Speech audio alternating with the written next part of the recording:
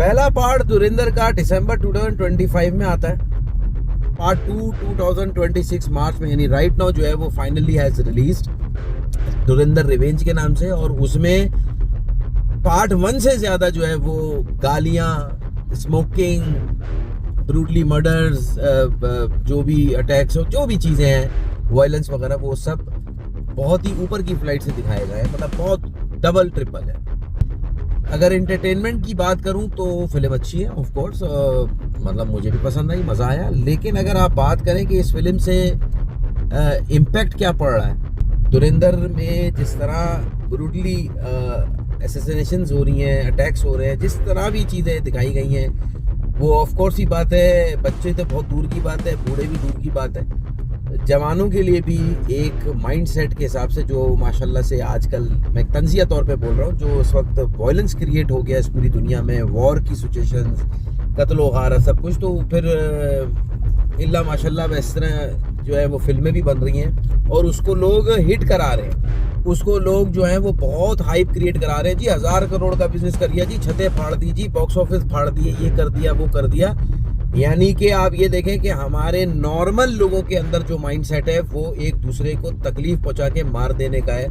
तो ऐसी चीज़ें जब वो back in the stage through cinema देखते हैं तो उनको अच्छा लगता है कि यार हम भी ये काम करें, मतलब हमारे दिमाग में चल रहा है और वही चीज़ हम देख रहे हैं, तो ये बहुत अच्छा जस्चर है। इंटरटेनमेंट के हिसाब से बात करूँ, after the reality showed what actually I saw and you also accept what actually I told you all about what kind of film it is.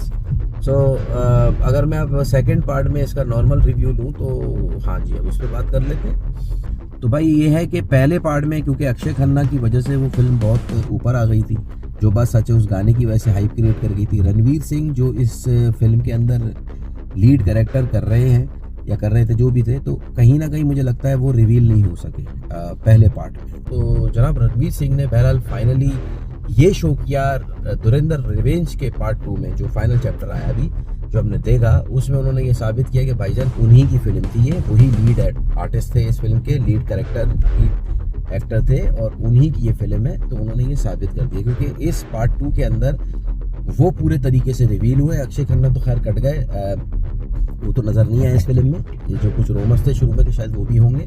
लेकिन बहरहाल रणवीर सिंह जो पहले पार्ट में अपने आप को सही रिवील नहीं कर सके, वो इस सेकंड पार्ट में सही तरीके से रिवील करके स्टान ले रहे हैं एक ब्लॉकबस्टर फिल्म के हिसाब से, कि रणवीर सिंह की करियर की माइलस्टोन फिल्म साबित हुई। आई मीन ऐसी के अनडिफिटेड और अनबिलीवेबल फिल्म उनके करियर की, कि धुरंधर की बात करेंगे तो रणवीर सिंह याद आएंगे। जैसे कि जितने एक्टर्स हैं उन्हें एक फिल्म पर छाप लगा दी, तो Ranveer Singh and Dhurandhar actually is the film of Ranveer Singh, that Ranveer Singh show is profile और film identification of Ranveer Singh is Dhurandhar, I can say that as well. So ये तो रणवीर सिंह की बात थी। पैरल उनकी एक्टिंग बहुत ज़बरदस्त थी और उन्होंने जो अपने कैरेक्टराइजेशन को जो शो किया है, हर तरह के उन्होंने गेटअप को अपने एग्रेशन और अपने एटीट्यूड्स और अपने एक्सप्रेशंस के साथ जो परफॉर्म किया है, वो काबिल-ए-तारीफ़ है। और नो डाउट कि रणवीर सिंह बहुत ज़बरदस्त तरीके से इसमें नज़र आए फ्लरिश होते हुए बहुत पॉजिटिविटी के साथ। तो अब मैं अगर बात कर लूँ दूसरे कैरेक्टर की, तो यार जो बात सच है, आफ्टर द रणवीर सिंह, अर्जुन रामपाल का जो ज़बरदस्त इसमें मुझे यकीन नहीं आ रहा था। पार्ट 1 में तो वो बिल्कुल ही रिवील नहीं हुए, जो बात सच है। उनका लग रहा था कि वो भी ऐसे ही कैरेक्टर है मेजर इकबाल की हैसियत से, लेकिन जो पार्ट 2 में रिवेंज, धुरंधर रिवेंज का जो टाइटल था, वो आखिर के फिल्म के सीन का जो क्लाइमेक्स था, उसमें जिस तरह शो हुआ है कि यानी कि रणवीर सिंह ने सबको मार दिया अपने अपने तरीक़ों से, लेकिन आखिर का जो मेन दुश्मन था वो मेजर इकबाल को शो किया। मतलब इससे अंदाज़ा हुआ कि मेजर इकबाल, अर्जुन रामपाल का जो कैरेक्टर था, वो कितना इम्पोर्टेंट था और कितनी उसकी एक वैल्यू थी। तो बहुत बड़ी बात है कि अर्जुन रामपाल के करियर की भी बड़ी फाइनेस्ट मूवी है, आइडेंटिफिकेशन मूवी मैं कह सकता हूँ। और जो बहुत जो है मशहूर भी हुई है, बड़ी ब्लॉकबस्टर हिट हुई है बॉक्स ऑफिस पे, हर तरह के रिकॉर्ड तोड़ दिए। वेल इसी तरह माधवन का जो कैरेक्टर था वो जो भी बना है उसमें, वो उनका भी बड़ा ज़बरदस्त एक आइडेंटिफिकेशन बनी, उनका भी बड़ा अहम किरदार था। और रजत बेदी का जो कैरेक्टर था जमील मामू, ओहो हो, वो तो मतलब आउटस्टैंडिंग था, उसकी भी बड़ी तारीफ हुई है। और पार्ट 1 में भी वो छाए रहे, जो बात सच है, रजत बेदी जो है, और पार्ट 2 में भी उन्होंने उस चीज़ को बखूबी निभाया।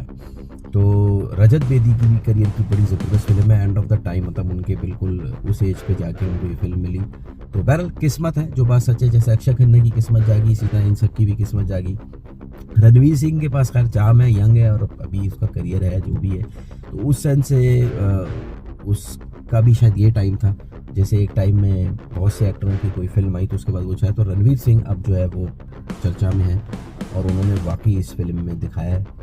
तो बहरहाल कहने का मकसद है कि इस फिल्म के ये 4 कैरेक्टर बड़े इंपॉर्टेंट थे, रणवीर सिंह के बाद अर्जुन रामपाल, जमील मामू उर्फ रजत बेदी और माधवन। ये फिल्म इन पे जो है कहीं ना कहीं पार्ट 1 और पार्ट 2 दोनों में जो बड़े बड़े सीन थे, जो अट्रैक्ट करा रहे थे, जो बहुत ज़्यादा फिल्म की हाइप क्रिएट कर रहे थे, वो इन कैरेक्टर्स के फ्रंट ऑफ हो गई थी। बाकी जो बात सच है, अब मैं उस कैरेक्टर की बात करूं जो कहीं ना कहीं मुझे अफसोस भी है, दुख भी है कि ऐसा होना नहीं चाहिए था। संजय दत्त एक बहुत बड़ा नाम था इस फिल्म में, वो भी मौजूद थे पार्ट 1 पार्ट 2 में भी, लेकिन जो कैरेक्टर उनको चौधरी असलम का दिया, एक तो बात ये कि चौधरी असलम के कैरेक्टर से वो दूर दूर तक मैच नहीं कर रहे थे, लेकिन बहरहाल उनका जो गेटअप था और उनका जो भी लुक लाइक जिसे आप कह लो, वो उसकी वजह से अगर थोड़ा मैच हो गया, लेकिन जो उनकी पर्सनालिटी थी वो बहुत ही कोई चीप किस्म की दिखाई है। क्योंकि ये बात चौधरी असलम की नहीं हो रही, बात संजय दत्त के अपने करियर की हो रही है कि जो प्रोफाइल, जो संजय दत्त का एक इमेज, एक लेवल रहा है, ये बहुत ही कोई निचले दर्जे का और बहुत ही चीप किस्म का कैरेक्टर संजय दत्त ने किया मेरे हिसाब से। क्योंकि इतना छिछोरापन इस उम्र में, इतना एक इररेलेवेंट किस्म का जो परफॉर्मेंस है, मतलब कहीं से नहीं दिख रहा था कि कोई जिम्मेदार इंसान है। संजय दत्त का जो कैरेक्टर दिखा उसमें थोड़ी सी सीरियसनेस होनी चाहिए थी, मतलब, लेकिन उनका कैरेक्टर बहुत ही साइड लाइन रहा है पार्ट 1 में भी पार्ट 2 में भी, कि जैसे कि ये कहो कि भैया तुम्हारी उम्र हो गई है तो थोड़ा सा तुम भी टाइम देना चाहो तो दे दो, आ जाओ, तुम्हें भी चांस दे देते। तो कुछ मुझे इस तरह का लगा संजय दत्त का, क्योंकि जब ये इसके ट्रेलर्स रिवील हो रहे थे बिफोर 1 ईयर, या आई थिंक मेरे ख्याल से 1 ईयर या पता नहीं, जब इसकी फुटेजेस आई थी तो उस वक्त बहुत ज़्यादा एक एग्रेशन, एक एट्रैक्टिव, एक एक्साइटमेंट थी कि यार संजय दत्त क्या करने वाले हैं, ज़बरदस्त कोई गेटअप लग रहा है। मैंने कहा ना गेटअप बड़ा अच्छा था, उस लिहाज से मैच कर रहा था, लेकिन जब उस गेटअप के अंदर गहराई में गए तो बहुत ही कोई डिसअपॉइंटिंग जो है नज़र आई मुझे तो खासकर। और फिर जब ट्रेलर आया था तो उसमें भी कोई खुशी फील हो रही थी, लेकिन जब फिल्म देखी पार्ट 1 में तो वहीं मैं बहुत ही डिसअपॉइंटेड और अफसोस खा रहा था कि यार what Sanjay Dutt did actually, you know, he doesn't deserve this kind of character. अगर करना भी था तो थोड़ा सा भरम वाला अपना एटीट्यूड मतलब स्क्रिप्ट में इनके होना चाहिए था। खैर, तो ये, और फिर अक्षय खन्ना की बात पे मैं वापस आता हूँ। तो मैं इतना जानता हूँ कि जो धुरंधर रिवेंज था ना, ये जो पार्ट 2 था, फाइनल चैप्टर, इसमें जितनी भी सीक्वेंस एग्जीक्यूट किए गए मिस्टीरियस हिसाब से, कि मतलब ऐसा फील हुआ कि वो ये इसका, अच्छा ये भी इस तरह का था, हमें तो पता ही नहीं था, हम समझ रहे थे ये वो है पर ये तो वो निकला, यू नो, इस तरह की चीज़ें थोड़ी हमने देखी धुरंधर पार्ट 2 में। मुझे ऐसी विश थी कि अक्षय खन्ना भी किसी तरह इन होता तो इस फिल्म का तो फिर कुछ और ही लेवल जाता ना।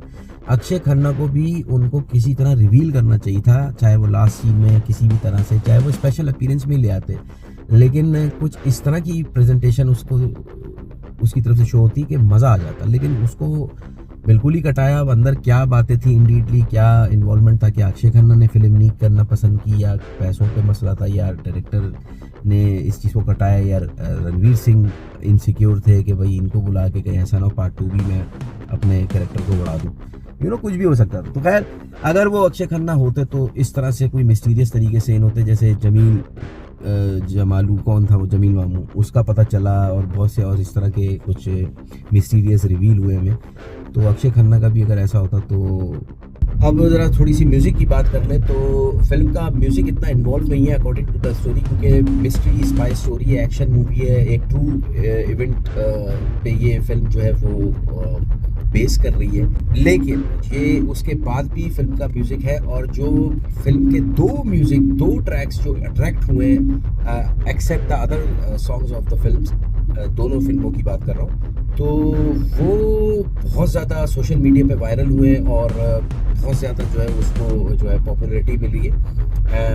और वो वाला जो एक ट्रैक था जिसपे अक्षय खन्ना प्रेजेंट हुए थे, वो तो खैर एक अलग था, वो भी खैर म्यूज़िक ही है फिल्म का, लेकिन वो एक सीन बेस्ड एक थीम सॉन्ग था, जो एक सीन को जो है वो विजुलाइज कर रहा था, जो उसको एक एग्जीक्यूट कर रहा था। लेकिन जो प्रॉपर ऑफिशियल ट्रैक्स होते हैं फिल्मों के, तो उस सेंस से जो दो ट्रैक्स हैं पार्ट 1 पार्ट 2 धुरंधर के, वो बड़े मशहूर रहे हैं। एक है वो इश्क जलाकर जो पार्ट 1 में था, और जो दूसरा आया दिल पे जख्म खाते हैं।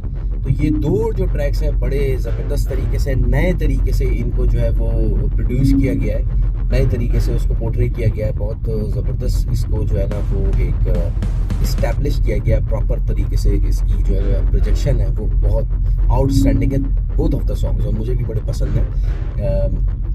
और मज़े की बात यह है कि ये सॉन्ग पाकिस्तान से ही रिलेट करते हैं, क्योंकि ये फिल्म ही पाकिस्तान से रिलेट करती है, पाकिस्तान बेस्ड फिल्म है। नुसरत फ़तेह अली खान साहब के लेजेंडरी हमारे जो थे पाकिस्तान के, जिनको इंडिया में भी बहुत माना जाता है, पूरी दुनिया में माना जाता है, तो उनके ये दो ट्रैक्स को जो है वो कवर करके बहुत ही एज अ सेट के बहुत नए तरीके से इन्हांस किया, उसको प्रोड्यूस किया, तो वो बहुत ज़बरदस्त ट्रैक्स थे। बाकी के ट्रैक्स भी अच्छे हैं होंगे ऑफ कोर्स, मैंने सुने नहीं, लेकिन मुझे जो फिल्म के बैकग्राउंड में दिखे गए हैं, सुने गए हैं, उसकी फील मुझे बहुत अच्छी है। तो ये था म्यूज़िक का रिव्यू।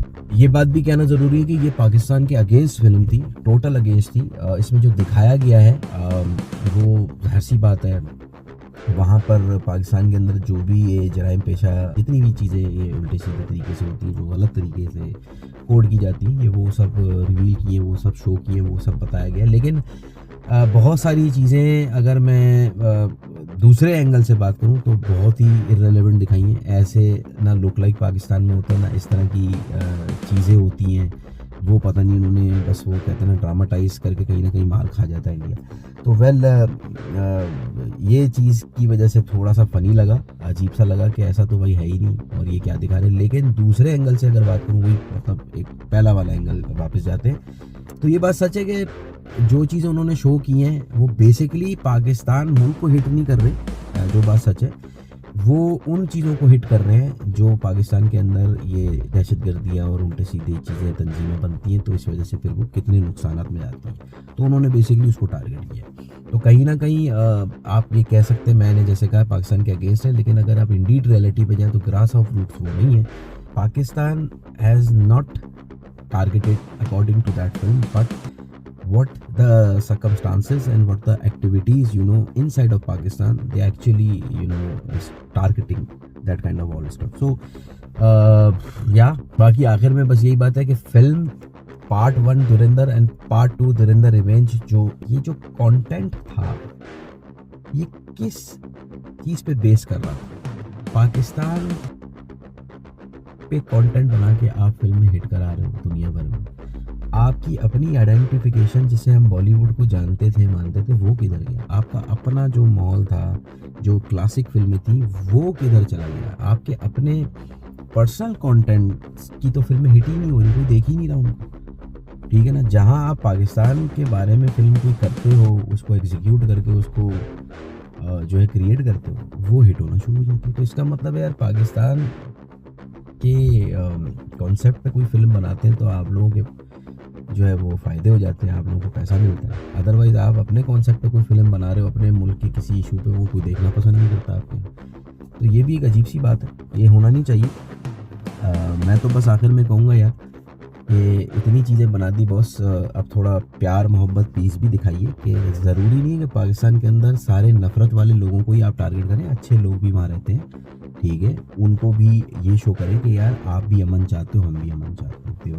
बहरहाल आखिर में यही मेरा मैसेज था कि क्योंकि मैं मेरा भी ताल्लुक ये मीडिया से ही है, मैं भी फिल्मिंग वगैरह करता हूँ और पॉडकास्ट वगैरह, और सबसे बड़ा मैं म्यूज़िक करता हूँ, अपने गाने होते हैं। तो मेरा भी एक हाल ही में नया गाना इंशाल्लाह प्लान कर रहा हूँ मैं, सब हो गया है अमन के नाम से है, तो उसमें मैसेज फॉर पीस है पूरे वर्ल्ड के लिए। तो ऑफ कोर्स मैं इंडिया पाकिस्तान के लिए स्पेशल ये गाना, ये ट्रैक जो है वो डेडिकेट करूँगा कि भाईजान थोड़ा प्यार मोहब्बत में भी आइए, छोड़ा इन चीज़ों को। जो ख़राब लोग हैं आपकी तरह अभी तक उनका नाम करिए, जो अच्छे लोग हैं हम कम से कम उसके ज़रिए अपने मुल्कों की एक जो शनाख्त है, जो आइडेंटिफिकेशन है, उसको लाइव रखें। Thank you so much. ये बहुत बड़ा रिव्यू था, लेकिन बहरहाल टाला टॉकीज़ में आज कुछ डिफरेंट किया। यहाँ खुश हैं, अपना बहुत ख्याल रखें। इंशाल्लाह नेक्स्ट वीडियो।